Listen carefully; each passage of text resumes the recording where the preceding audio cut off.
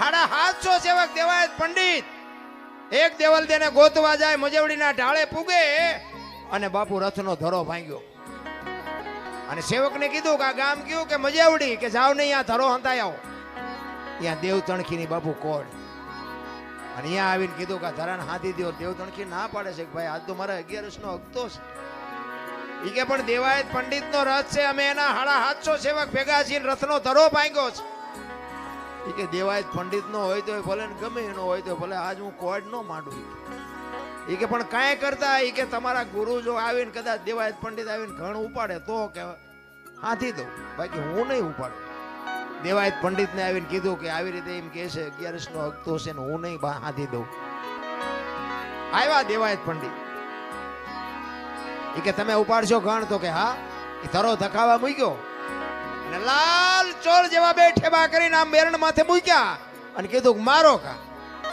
એક ઘા માર્યો ને એરણ વહી ગઈ પતાળમાં અને પગ લાંબો કરીને ઘૂંટી માથે બે ઠેબા રાખીને દેવ તણકે કીધું કે મારો મારો મારો. વિચાર કરજો શું તમે નું ભજન કરવાના હતા ભલા. એક થકથકતા બાપુ ધરાને પગની ઘૂંટી ઉપર રાખી અને ઘણના ઘા કરી અને ઈ ધરો હાંધ્યો હોય છે. ઈ મહાપુરુષો કેવાય છે. ઈ 10, 20 કે 25 ઘા માર્યા, ધરો હંતાઈ ગયો, પણ દેવાયત પંડિતના હાથમાંથી ઘણ પડી ગયો કે આ મહાપુરુષ કોણ છે. દેવ તણખીને પૂછે છે કે આપ કોણ છો? ઈ કે હું તો આ ગામનો લુહાર છું, લોટા ટીપું. ઈ કે હું દેવાયત પંડિત તમારી સામે ઉભો છું, આ ઘોટી ઉપર રાખીને ધરો તમે હાંધ્યો. તમે લુહાર નહીં પણ કઈક તમે ઊંચી મૂર્તિ છો. પછી દેવ તણખી કે ઈ જે હોય પણ તમે કિનપા જાઓ છો? ઈ કે દેવલ દેન ગોતવા. ઈ કે સરનામું છે? ઈ કે સરનામું ને તો કે ક્યાં ગોતવા જાય છે?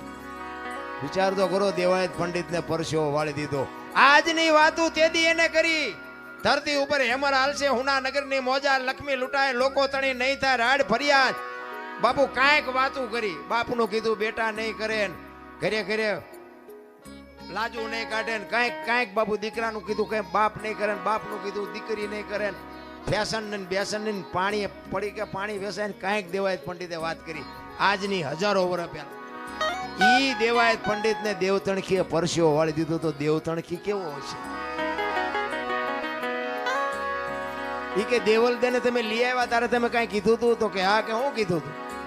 ઈ કે શંકા નહીં જાય, શંકા જ્યાં સુધી નહીં જાય ત્યાં સુધી હું તમારી રહીશ, અને શંકા જાય તેથી હું તમારી નહીં હોય. તો કે શંકા ગઈ હતી? તો કે હા. તો કે હવે હું ગોતવા નીકળ્યા છો? અરે મારા રામ દેવાયત પંડિત બાપુ ધ્રુજી ગયો કરે આ મહાપુરુષ અને દેવ તણખીના ઘરેથી બાપુ દેવલ દેને બહાર કાઢ્યા. તો કયો પુરુષ છે? શું આપણે વાત કરી ભલામણા ભજનની? ભજન તો ઉગે પણ વાવતા નથી આવડતું. ખારા પાટમાં વાવો તો બાપુ ગાંડા બાવળિયા ન ઉગે. કારણ કે તમારે અને મારે કાંઈક મેળવવું છે પણ ગુમાવવું નથી, એમ નામ મળે નહીં. 92 લાખ માળવાનો ધણી ભરથરી છે ને, જોજો વિચાર કરજો કે પિંગળાનો એક ઇતિહાસ એવો છે કે અશ્વપાળ પાસે રાતે ગઈ હતી અને ભરથરી આ જોઈ ગયો ને આમ થયું તેમ થયું ને આવી બધી વાતો છે. એ વાત ખોટી છે એવું મારો દાવો નથી, પણ હું તમને એક વાત કહું કે 92 લાખ માળવાનો ધણી હોય એનું બૈરું આવું જેવું તેવું હોય? એવું હોય જ નહીં. પણ આમાં શું છે કે સાચો ઇતિહાસ બધા દબાવી રાખ્યો છે, પાદરી ઉથડક વાતો કરે. આ રામાયણમાં છે ને, રામાયણમાં તે બાપુ કેટલી ઊંધી વાતો ચિતરી નાખી છે. રામાયણ છે કંઈક જુદી, દુનિયા ઊંધી કરી નાખી છે. એ 92 લાખ માળવાનો ધણી ભરથરી પિંગળા વગર બાપુ એક સેકન્ડ નો રહે કે ઈ પિંગળાને છોડીને બાપુ સાધુ બની ગયો હોય છે. કેમ બન્યો હોય છે? વિચાર કરજો. એકવાર ભરથરી બાપુ શિકાર કરવા માટે જાય છે, 2-5 સૈનિકો છે હારે. એ શિકાર કરીને વળ્યા ને ત્યારે એક ગામની બાજુમાંથી નીકળ્યા અને એમાં કોઈક ભાઈ ગુજરી ગયેલો ને શમશાન યાત્રા નીકળી. એ શમશાન યાત્રા જાતી હતી ને, વાંહે એક બેન માથા પસાડતી જાતી, વાળ તોડતી જાતી. એટલે ભરથરીને એમ થયું, એના સૈનિકોને પૂછે છે કે આ શમશાનમાં બેન બૈરા કોઈ દી ન જાય પણ આ બેન કેમ હાલી જાય છે? વાંહે એનો આ ગુજરી ગયો એનો ભાઈ છે, એનો ઘરવાળો હશે, એનો દીકરો હશે, શું હશે? એ કે આપણે આ પાકું કરવું છે. એ શમશાન હતું ને ત્યાંથી આમ આગા ઘોડા ઉભા રાખીને જોવે છે કે શું થાય છે.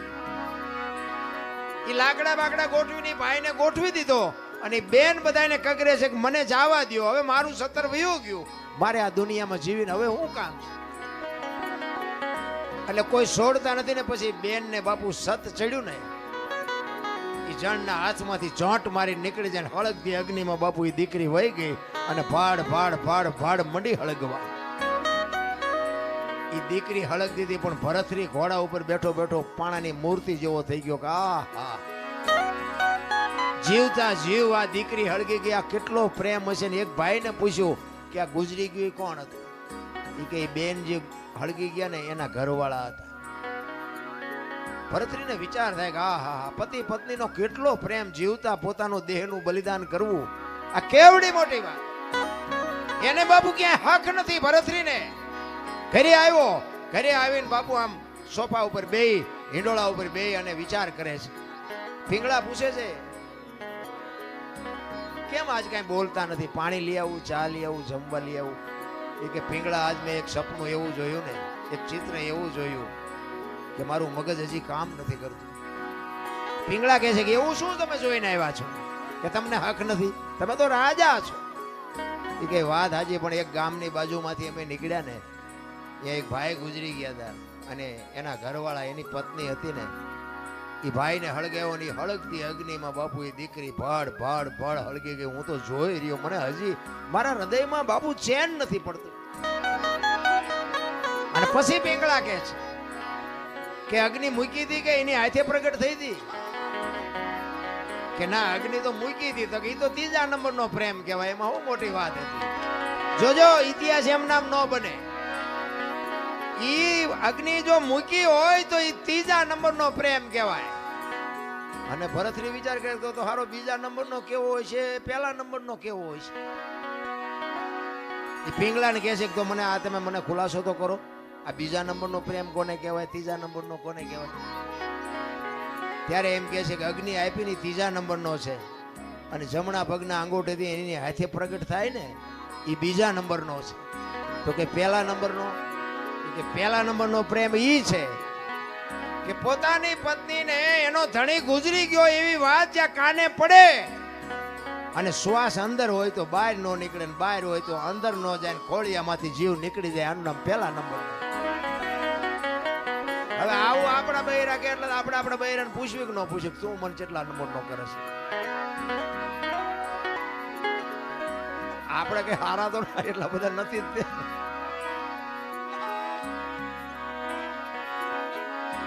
એટલે ભરતરી કહે છે પિંગળાને, પિંગળા તું મને કેવો પ્રેમ કરે છે? 1લા નંબરનો, 2જા નંબરનો, 3જા નંબરનો? એટલે સ્વાભાવિક છે આપણું બૈરું 1લા નંબરનો કરતું હોય, 3જા નંબરનો, પણ એ તો એમ જ કે 1લા નંબરનો કરું છું. એ તો કઈ એવું જ ન કે હું 3જા નંબરનો કરું છું. એટલે પિંગળા કહે છે મહારાજ એ બધી વાત જવા દો અને જે કરતા હોય કરો. એ કે ના, બીજું કઈ નહીં, ખાલી હું તને પૂછું છું તું મને પ્રેમ કેવો કરે છે? પછી પિંગળાને એમ થયું કે આ જાણ્યા વગર તો લોહી પીધા વગર રહેશે નહીં અને સાચું આમને સમજાવવાનું નથી. તેથી પિંગળા કહે છે મહારાજ, મહારાજ તમને હું પ્રેમ 1લા નંબરનો કરું છું, પણ અખતરો ન કરતા ને રોતા નહીં આવડે. જો અખતરો કર્યો તો દરબાર રોતા નહીં આવડે. 1લા નંબરનો પ્રેમ કરું છું. એ કે ના ના, એવું કઈ નહીં કરું. પણ આપણે હકણા રહી 400 મહિનાનો સમય થયો ને બાબુ, એને મનમાં વાત જાતી નહોતી કે મારે પિંગળાની પરીક્ષા કરવી છે. એમાં એકવાર ફરીને શિકાર કરવા ગયા અને એના ભાઈ વિક્રમસિંહ ભેગા છે. વિક્રમને કહે છે કે જા તું મારો ઘોડો ને તારો ઘોડો બે લઈને રાજમાં જા અને તારી ભાભી પૂછે કે તમારા ભાઈ ક્યાંય ગયા તો તારે કહેવાનું સિંહના શિકારમાં કાયમ આવી ગયા, સિંહે મારી નાખી. એ કે પણ મોટા ભાઈ રહેવા દો ને, આ શું કામ આ ખેલ કરો? નહીં કંઈક નહીં બનવાનું, કંઈક બની જાય તો હેરાન થઈ જવું. કે તું મને મોટો ભાઈ માનતો હોય ભલે, રાજા માનતો હોય ભલે, મારી આજ્ઞાનું તારે પાલન કરવું પડે. આ અમથા નથી રાજા વાજાનો વાંદરા કીધા, આવા હાથે કરીને ઉભા કરતા હતા. એ વિક્રમ આવ્યો 2 ઘોડા લઈ અને આવીને આમ દરવાજામાં બે ઘોડા હાથમાં દોર્યા છે ને હાલ્યો આવે છે. અને અટારી ઉપર બાપુ પિંગળા ઊભી છે, બાજુમાં એની દાસી ઊભી છે. અને પિંગળા પૂછે છે, વિક્રમભાઈ તમે આવ્યા, તમારા ભાઈ ક્યાં? એટલે વિક્રમ ઘડીક બોલતો નથી. વિક્રમભાઈ તમને કહું છું, તમારા ભાઈ ક્યાં? માંડ માંડ બોલ્યો, કારણ કે ખેલ તો પછી નાટક તો હરકી રીતે જ કરવું પડે. એ કે મારા ભાઈએ સિંહના શિકારમાં મારા ભાઈ ઉપર સિંહે તરાપ મારીને મારા ભાઈને મારી નાખ્યા સિંહે. એ આમના મટારીએ હાથ રહી ગયો બાપુ, પિંગળાના ખોળિયામાંથી જીવ નીકળી ગયો. હવે પડખે દાસી ઊભી છે, એટલે દાસીએ પિંગળાનું બાવડું પકડીને કીધું કે હાલો બા. એ આમ બાવડું પકડ્યું ને ત્યાં પિંગળા પડી. ત્યાં બધાને ખબર પડી કે પિંગળા તો ગુજરી ગઈ. અને કડીક થયું ભરતરી આવ્યો ને બાપુ ખબર પડી ને પછી ભરતરી માથા મીડ્યો પસાડો. પિંગળા પિંગળા હવે હું તારા વગર, અને 92 લાખ માળવાનો ધણી એનું બૈરું બાપુ ગુજરી જાય પછી પબ્લિક કેવી ભેગી થઈ છે. કીડીઓ ઘોડે માણા ઉભરાણો હો, પણ ભરતરી બાપુ બેકાબુ બની ગયો. વાળ મીડો તોડવા, ધૂળ ને ફાકડા મીડો ભરવા. પિંગળા જાગ પિંગળા, પણ મરેલા બાપુ જાગે. આ તો પહેલા વિચારવાની જરૂર છે. હું તો એમ કહું છું કે અખતરા કોઈ વાત ના કરાય જ નહીં, પછી રોતા નથી આવડતું. આપણે જેલમાં કોઈ માણસ હોય એને બાપુ આ સંસારની હરવા ફરવાની, ખાવા પીવાની, મોજ કરવાની કઈ જરૂર નહીં હોય, એને શોખ નહીં હોય. આપણને દુઃખ થાય ખરું. આ 10 વરા 20 વરા 25 વરા જેટલી જેલ હોય એમને કોઈનું મોઢું નહીં જોવાનું, એક 4 દિવાલો વચ્ચે જિંદગી કાઢવાની. પણ બાપુ એવું પગલું ક્યારેક ક્રોધ માણસને ચડી જાય ને પગલું ભરી લે ને પછી પસ્તાવાનો વારો આવે. એક ભાઈ ને બાપુ વેચ જમીન હાટું હગો ભાઈ હગા ભાઈને મારી નાખે. એક જાય ઉપર ને એક જાય જેલમાં. એટલે જ સંતોએ કીધું કે ધરતી રાજા રામની કોઈની પૂરી કરી નહીં આશ, આની માથે કંઈક રાણા રમી ગયા ને કંઈક વિયાઈ ગયા નિરાશ. પછી જેલમાં પૂર્યો એની આપણે ખબર કાઢવા જાય ને તો એ શું કે ખબર, એ કે ઓલું પોસાવી ગયું જાય ભલે જાય પણ મને આમ જ બારો કઢાવો. તો હવે વેચ જવા દીધી હોત તો તારે મોડું થઈ ગયું. મારો કહેવાનો અર્થ એ છે, સમયની હારે હાલો. સમય બડા બલવાન ને એ પુરુષ બલવાન. હમણાં કીધું તું ને વખતની બાપુ વાતું છે. અર્જુન જેવો બાણા વળી બાપુ આમ ગાંડીવની પણસ પકડીને છૂટી મૂકે ને કુરુક્ષેત્રના મેદાનના પડ ધ્રુજે. અને ભીષ્મની સામે બાપુ ઈ ઉભો રહે, બીજાની તાકાત નહીં. અને એ શિખંડીને આગળ રાખ્યો ને કે ભીષ્મની સામે ઉભું રહેવું. એટલે ઈ અર્જુન બાપુ હસ્તિનાપુરથી દ્વારકા જાતો તો લૂંટાઈ ગયો, સમય વિયો ગયો. એમ સમયની બલિહારી છે. સમય હારે હાલો, વર્તમાનમાં જીવો બાપુ. ભૂતકાળને ભવિષ્યકાળને સંભાળવાની જરૂર જ નથી. ભરતરી માથા મીડો પસાડવા, પિંગળા હું તારા વગર નહીં રહી શકું, પિંગળા હું તારા વગર નહીં રહી શકું. અને ગુરુ મહારાજને ખબર પડી. ગુરુ મહારાજ આવ્યા, ગુરુ મહારાજના પગમાં પડીને ભરતરી કરગરે છે, બાપુ બાપુ આને કંઈક કરો, બાપુ આને હજીવન કરો, બાપુ આને હજીવન કરો. ગુરુ મહારાજ કે આ તમે જ ઊભું કર્યું છે ને હવે તમે મને કહો છો ઊભો કરો આને. આ કરવાની જરૂર શું હતી? એ કે બાબુ તમારા પગ પકડું, મારી ભૂલ થઈ જાય, મારું આમ થઈ ગયું, મારું આમ થઈ ગયું. એ કે ભાઈ મરેલા જીવતા થાય તો માણાની આ લાઈનો લાગે. મારી એવી થોડી તાકાત હોય કે મરેલા હું જીવતા કરી શકું. એમ કરતા કરતા શમશાન યાત્રા તૈયાર થઈ અને માણસો બધા શમશાને જવા માંડ્યા. શમશાન યાત્રા હાલીને બાપુ ભરતરી વાંહે ગાંડો પાગલ થઈ ગયો. ગુરુ મહારાજની આંખમાં આહુડા મીડ્યા પડવા કે હવે આ ભરતરીને મારે કેમ કાબુ કરવું. ઈ કે પાગલ થઈ જાય ને તો આખો 92 લાખ માળવો નોથારો થઈ જાય કે આ 92 લાખ માળવાને કોણ સાચવશે. એમ કરતા કરતા શમશાનમાં ગયા. એ લાકડા ગોઠવા ને પિંગળાને માથે ગોઠવી અને બાપુ ભરતરી ગાંડો તૂર થયો. અને એમાં કુદરતને વાત રાખવીને એક ગુંદકાનો આત્મો આમ જાતો હતો. અને સદગુરુ મહારાજ એના ભજનના બળથી આમ જોઈ ગયા કે આત્મો હારો નથી, પણ આ ભરતરીને કાબુ કરવા માટે જો આ પિંગળામાં નાખું પિંગળા બેઠી થાય ને તો ભરતરી બાપુ ઠેકાણે આવી જાય. એ ગુંદકાનો આત્મો બાપુ પકડી અને પિંગળાના ખોળિયામાં નાખ્યો અને પિંગળા બેઠી થઈ. ભરતરી ભાનમાં આવી ગયો, પણ અસલ પિંગળા બાપુ મરી જાય. એ પછી ઘોડેસવારનો ને અશ્વપાલનો ને એ બધો ઇતિહાસ છે ને એ પછીનો છે. બાકી 92 લાખ માળવાનું બૈરું બાપુ એવું ન હોય જેવું તેવું.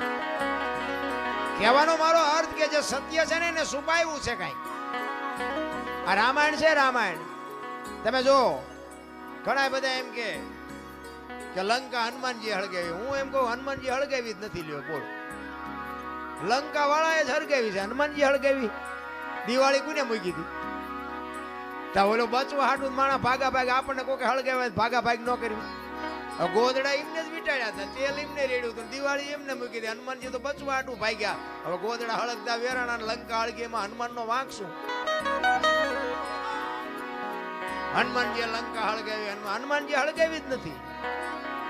અને આખી દુનિયાને ખબર છે પાકું કોઈ કરતું જ નથી.